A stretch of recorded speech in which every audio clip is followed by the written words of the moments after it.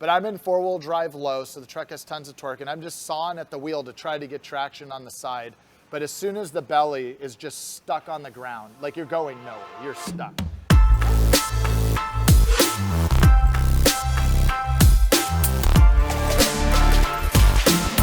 I'm Jerry Zaiden.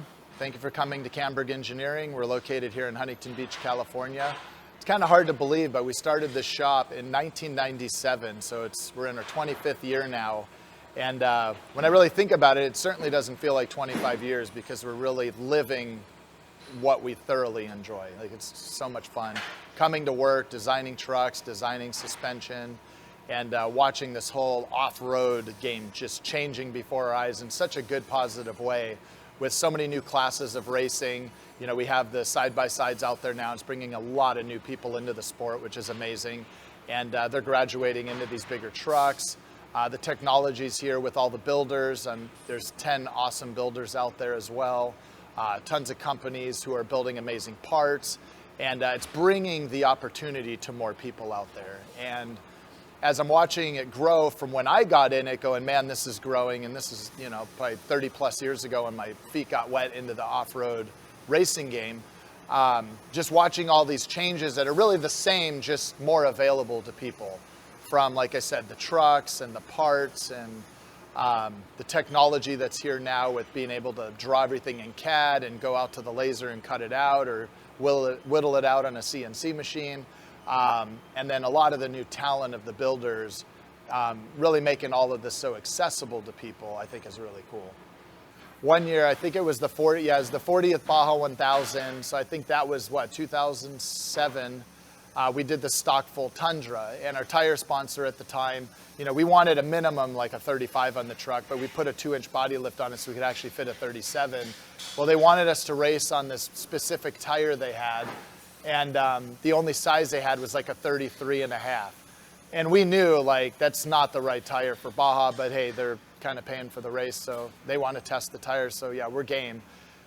So we were up near Mulahey, and I had Ed Jager, who at the time was the president of Ironclad Gloves. He now has a company called Maglock, so he does the helmet, you know, it's magnetic, and then a water drinking system. He was in the truck with me, and I had an MMA fighter, Razor Rob, one of my buddies here from Huntington Beach. And it's like 1 in the morning. We're tired. I mean, and think of stock full. Like, so let me put it in perspective. That race was 1,300 miles. 54 hours for us.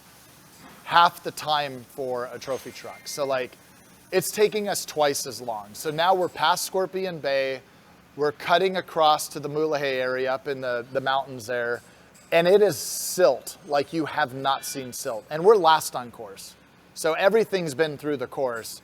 We're like 45 hours into the race. And I think it's like mile 900 something. And all I see is I'm coming up to a road and I'm turning left. And as I turn left, I see this barbed wire rancher fence all taken down. Then I see the line of the groove in the silt.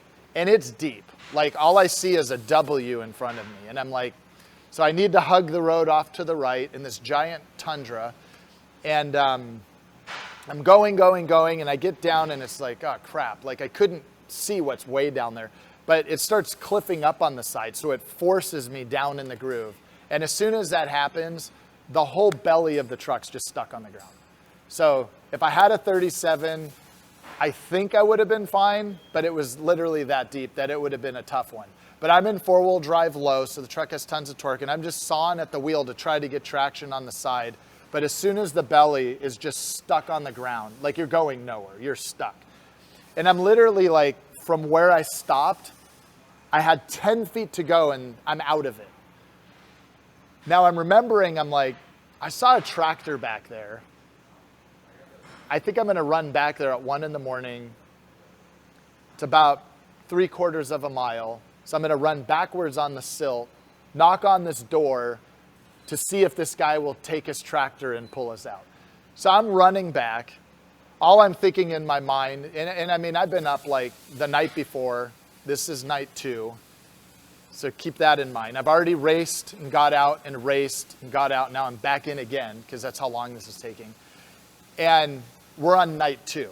So we're 48 hours into the race, but keep in mind when it's race day and you get up, you're not sleeping until 10. Even I'm not starting till 2, you're still up at 6 in the morning because you're gonna go race the Baja 1000.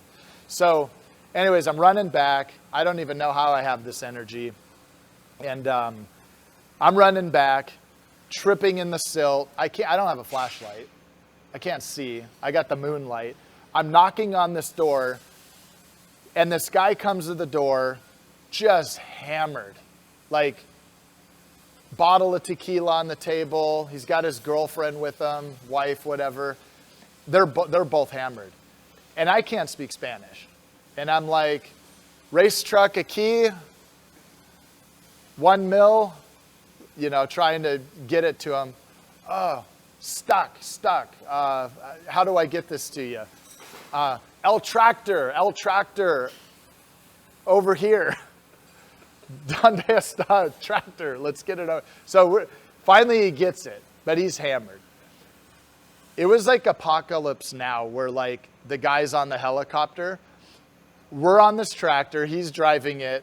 His wife or girlfriend's on the other side. I'm holding on in my race suit and my open face helmet on, holding onto the side of the tractor as I pull up to those guys like, I'm here, I got the tractor. I mean, that's probably one of my favorite stories. And the guy hooks up a chain. And I mean, he didn't even have to, it just idled us out. Like it was like so easy for this giant tractor. But man, that was like what could have been, we would have been there till the next morning, right? There's no way we're digging it out. We had a shovel, but I mean, you're talking like the belly of the truck. He just drug us out. Ed takes a shot off the guy's tequila because he had the bottle with him. He's drinking it as he's driving the tractor. It was one of those moments, but that's Baja. Like the people there are so down, they're so great.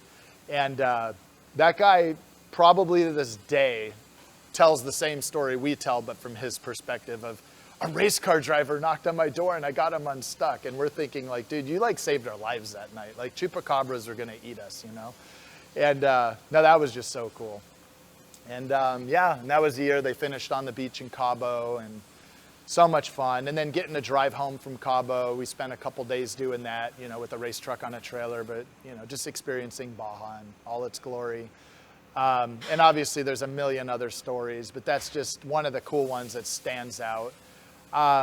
We've definitely had the other stories where it's been like, why are we doing this, right? Like breaking down, I think we lost like the steering rack and the Ranger Edge before we put in all the Howe power steering. So, we had the stock rack in that truck, and like you just hit something the wrong way and it would snap the bar inside the thing. And we were just stranded in the middle of nowhere, and it's hot, and you have a few water bottles on you and your camel pack, but you go through that.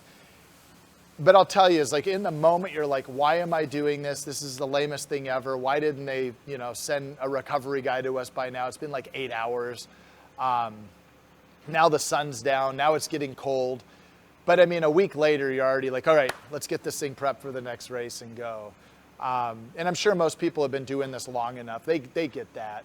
And, I've had my bad crashes, and that just kind of comes with it. That's never been like a, why am I doing this moment? That's just more of a like, people see I have this one crash in Barstow, Maine. I was actually in the lead by 20 minutes. No reason to even be going that fast. And we're working on the shocks, and we had these like solid pistons with no valving, and there's like no rebound control. And just wadded up super hard in the Ford Ranger going down Barstow, Maine. And it's been on like top 20 thrills and spills and all kinds of viral videos. But I got out of that kind of like, I'm just glad, the truck's not as bad as it could have been, right? Or it didn't hit someone on the side of the course or something. But never for us, like, was it like a, okay, I'm okay moment. It was just like, it's just part of it. But it's really the dumbest things that make you question it sometimes, right? Like the $5 part on the $500,000 truck that shouldn't go out, like some little bolt, like the head popped off or something. And it's like, that takes you out, really? Like, those are the why are we doing this moments, but those moments are very small because as soon as you're back in the shop and you start working on it, you're just getting ready for the next race. So it's pretty cool. What is racing to me? I would say racing to me is part lifestyle, part real life, because life is a race. So what I love about racing, whether it's on-road or off-road, is the competitiveness, because life is competitive, right? Like we're here for so much time. How are we getting from the start to the finish line? And with racing, it's that same thing. Like you have challenges in between. Sometimes you don't, sometimes you do. And so how are we getting through that? And I think racing helps me in my business life, it helps me in my family life, and it helps me in my personal life, where how you attack these challenges, because it's so easy to give up. And so I feel like with racing is like there's just this never give up attitude. And how are you planning on doing this? How are you getting to that finish line? And I feel like racing just kind of speaks to just life in general that way. Every time we climb in our cars and pull our belts tight, new memories and stories are created. We are on a mission to bring these stories to life, both for our community and for those outside off-road to understand the allure. So please help us in sharing these stories.